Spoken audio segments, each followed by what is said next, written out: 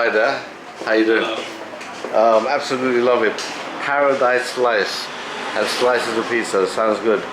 Oh, I've caught you making something. What are you making, mate? I can't remember. I'm doing a beef supreme, I think. Okay.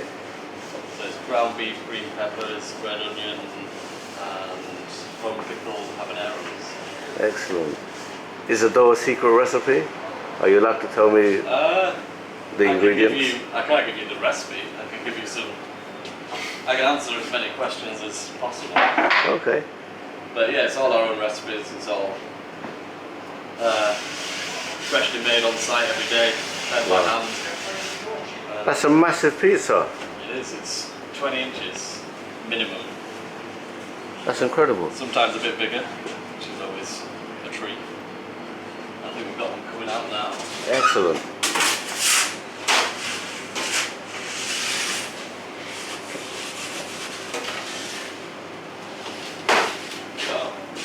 Look at that. What's the topping on that? So this is roasted red and yellow peppers, cherry tomatoes, ricotta, and mozzarella blend in our secret recipe tomato sauce. Excellent. So you're a Pizzaiolo. Yeah, basically. Are you Italian? No, I'm from Yorkshire. Far from it.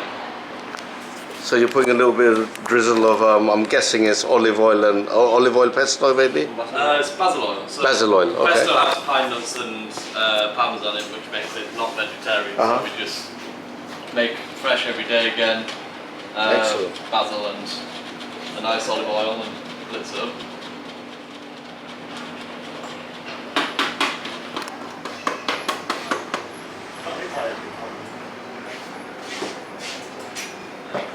So people that use sugar in their dough recipes are generally doing a very short fermentation period, like 6 to 12 hours. Yeah. But what we do is a very slow fermentation, 48 hours at about, we try and have it down at about 1-2 degrees in the fridge. Okay. So it gives it a lot of time for, it slows the yeast down so it produces the alcohol and the CO2 at a much slower rate, but it's more controlled, and it means we can stretch it out really big. Well, before I was doing this, I was running pubs, and then my business partner is a New Yorker, and she wanted to open a shop because she didn't feel that what was available kind of hit the spot for her. I mean, there is pizza by the slice in London, but at the same time, she lived there for 12 years. She knows exactly what it is that she wants, and felt that the product was missing from the market, so we went there, we taste tested basically every pizza joint in New York we could get to in the 2.5 weeks we were there. Excellent. I wanted that job.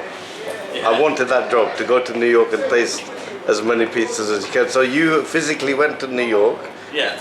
and done your homework, so to speak. Yeah, a lot of it. And you're here. Yeah. Did any of the guys in New York, did you ask them for the recipes and they're very secretive, or? There's a guy called I think it's Hintel, I might be mistaken, but he's a pizza consultant, pizza restaurant consultant. Okay. And basically, he's opened a couple of the Joe's Pizzeria branches, and he's opened his own pizzeria this year.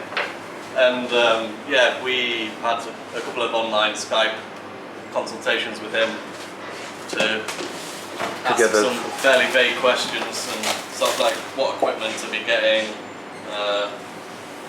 like just the sort of the ground, very basic starting points of where to begin with the business. Excellent. And then the rest of it was some very long, arduous recipe development. They went through. Oh, that's coming in about 1 minute.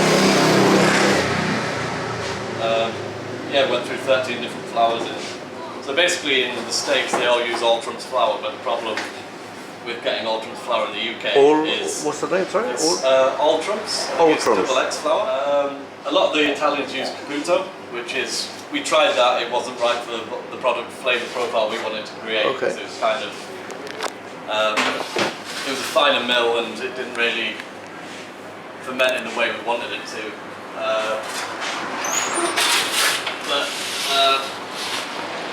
Yeah, we actually found one that is a UK grey mill in Essex, really high protein content, and then from there we worked on a few different recipes, and yeah, we were right at the starting point back in November. Yeah. But then when you get to summer, you have all the challenges of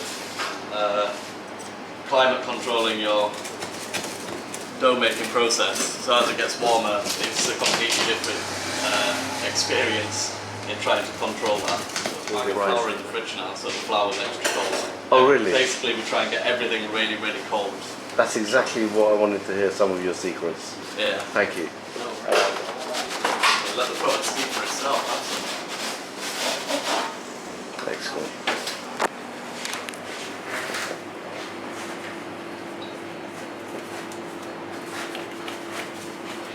Yeah. We'll get the flour off the bottom here. Try not to mess with the oven and hopefully it goes in the tree. So how long would that take to cook in there? Depending on toppings and stuff, generally we estimate about 8 minutes. I'm gonna get this one, which is a margarita with mozzarella and basil oil. That sounds good.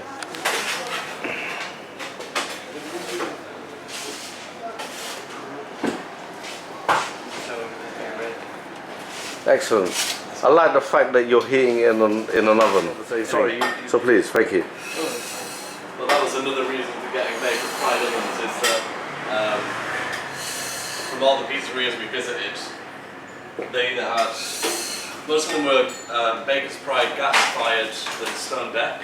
Thank you. Cheers. So we figured if we want to make our product right, then we better have The the best best kind of equipment. equipment we can get. Yeah.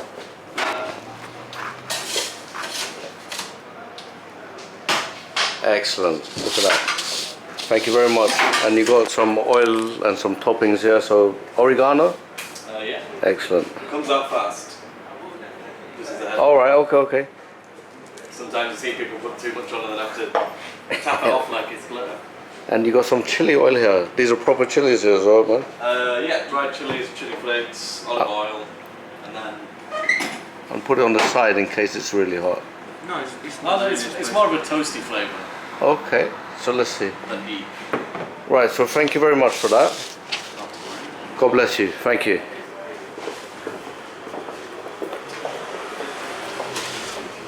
Oh, you're going to make another one? Yeah, this one's pepperoni this time, unfortunately. Not ready for a veggie. All right. I have to tell you, this pizza is absolutely delicious. Thank you. I've had lots of pizza, and the base here is really nice and crispy and chewy as well. Some pizzas you have them and they kind of go soggy, but this is really delicious actually. Like a tip fall off.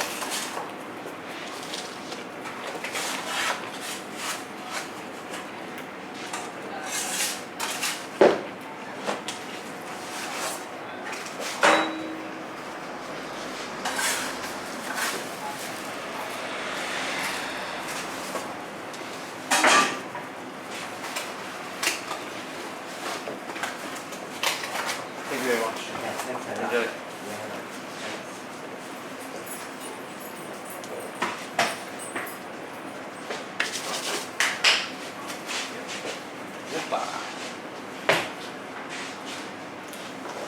We're also quite limited on size in here. Yeah. But sometimes we get sort of big orders for 15 to 20 pizzas, which is, the first time we did it, it was a disaster. But the more and more we do it, the better we get at it. Planning and being ready and having everything prepared. And You need to get it together in one go, don't you? That's all. yeah. But it takes, what we do for a 15 pie order, it's about an hour and a half of baking. Wow. So we cook 9 of them sort of half baked. Then we do the other 6 completely, and then we reheat and finish cooking the other 9, and then dress them, box them, and it's all ready. So it takes about 2 hours to knock it all together. Excellent. I like the way you don't have to use any form of rolling pin. You're just stretching it and stretching and stretching it. It lends itself to it. Because they said that if you use a rolling pin or anything, the air comes out of it and it's not as Yeah, you squash fluffy. it. Yeah.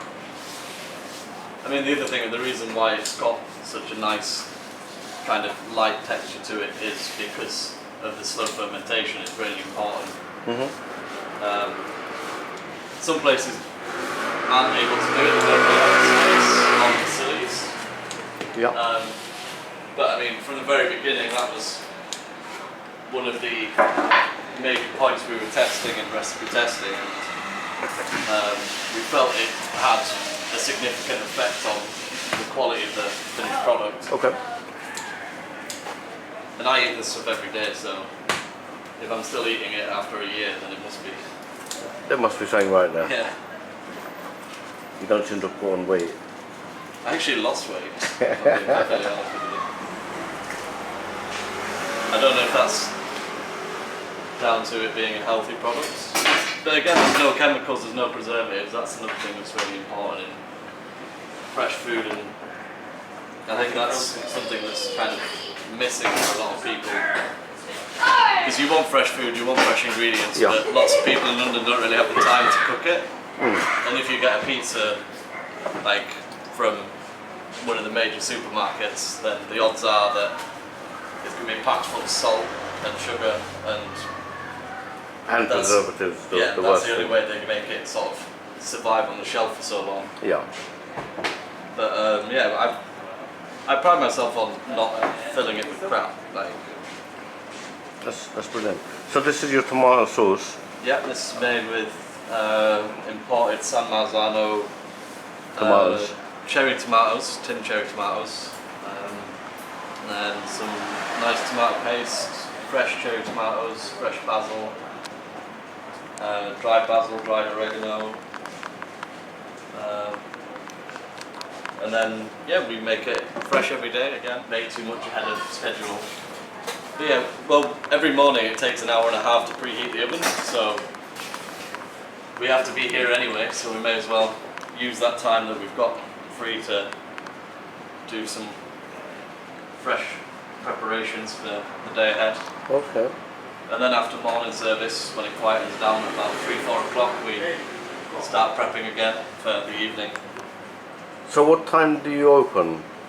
We start trading at 12 o'clock, And what time do you get here? 10 o'clock. So 2 hours before you open. Yeah. 2 hours takes up all your prep work and your... 2 hours takes up sauce, cheese, basil oil, catching up with a few other bits and bobs. But generally, there's enough to sort of start the day, and then when you have the grace period in the afternoon where everyone's back at work and that sort of thing is when you get ready for the guys to take over in the evening. Okay. Could you run and grab me some pepperoni, Sergio? Well, my first official catering job was McDonald's. Oh, So it's good to do. It's good to see how things are done on a commercial scale. Before we opened the shop, so that I could get sort of back into working in kind In a of food- small scale food production. I got a job working on the curb markets with a Oh. ladies company called Kimchineri. So she was doing Korean burritos, so sort of your typical tortilla, cheese, sour cream, and then she did one, a bulgogi beef, gochujang chicken, and one that was gochujang tofu with green beans, and then she does it with red cabbage and spring onions and a hot sauce, and then you grill it. Excellent. And again, fresh every day. The same mindset that should be adopted in more businesses is to bring the prep in-house and have control over it and make sure you are doing things fresh and properly rather than Outsourcing your prep. Yeah. Right.